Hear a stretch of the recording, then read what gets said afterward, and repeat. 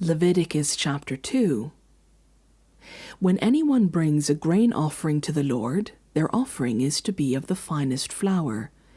They are to pour olive oil on it, put incense on it, and take it to Aaron's sons the priests.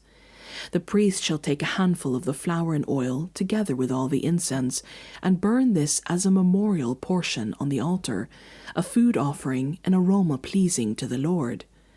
The rest of the grain offering belongs to Aaron and his sons.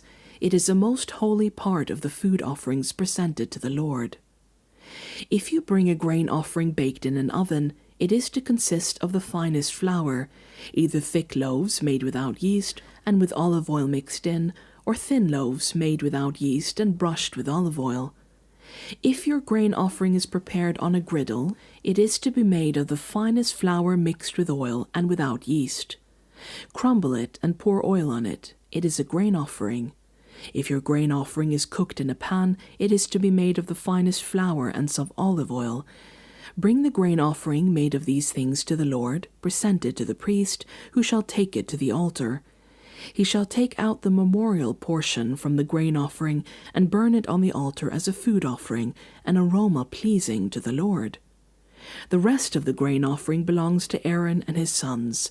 It is a most holy part of the food offerings presented to the Lord.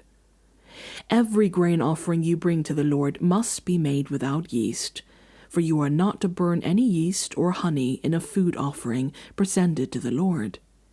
You may bring them to the Lord as an offering of the firstfruits, but they are not to be offered on the altar as a pleasing aroma.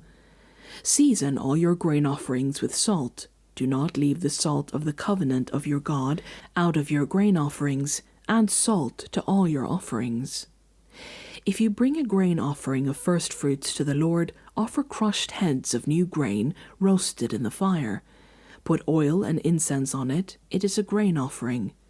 The priest shall burn the memorial portion of the crushed grain and the oil, together with all the incense, as a food offering presented to the Lord.